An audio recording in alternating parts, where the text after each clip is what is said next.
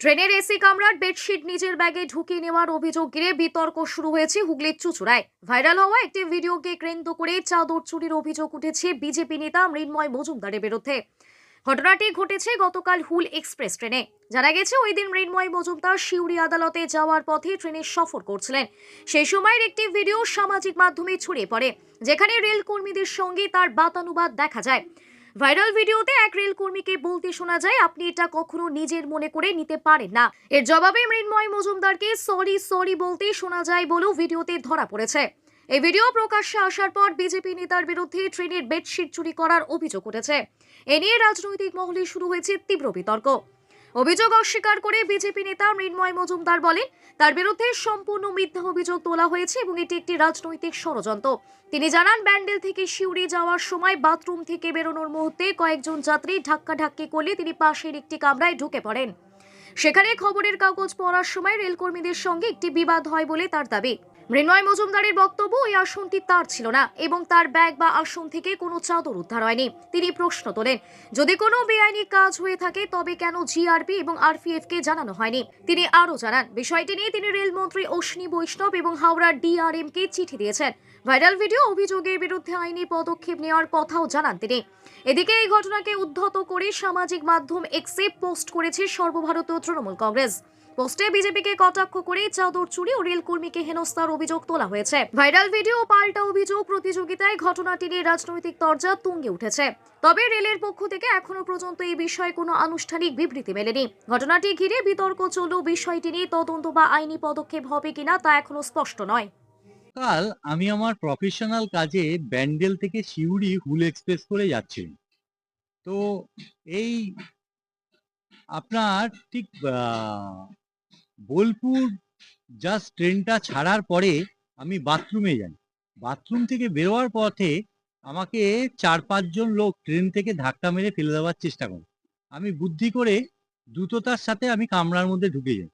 এই আমার সিটে যখন আমি বসে পড়ি তার ঠিক 25-30 মিনিট বাদে হবে, আমি খবরের কাগজ পড়ছিলাম, তখন আমার পিছনে সিটের দিকে বাদিকে 4-5 জন লোক একজন 55 বছর বয়সী লোককে অকথ্য ভাষায় ব্যবহার করে অসম্মান করছিল, বাজে কথা বলছিল।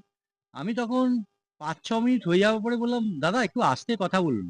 তো তার মধ্যে থেকে আমাকে একজন জিজ্ঞাসা করে, আপনি কে? আমি বললাম, আমি ভ্যালিড প্যাসেঞ্জার, আপনি এদিকে আসুন, দেখুন। বললাম যে কি হয়েছে? বলছে ইনি তার চাদর ব্যাগের মধ্যে রেখেছিলেন। বললাম, আমি দাদা কিছু দেখিও নি, আমি কিছু জানিও না, তা আমি এর ব্যাপারে কিছু বলতে পারবো না। আপনাকে শুধু আমি অনুরোধ করছি, আপনি আস্তে কথা বলুন। হ্যাঁ, আপনি কি চুরিকে সমর্থন করেন? আপনি চোরেদের দালাল? আপনি কি চোর? আমি বললাম, এই ধরনের বাজে কথা কেন বলছেন দাদা? যাই হোক, আপনারা বিষয়টা দেখুন, বুঝুন, আমি জাস্ট আপনাকে আস্তে কথা বলছি।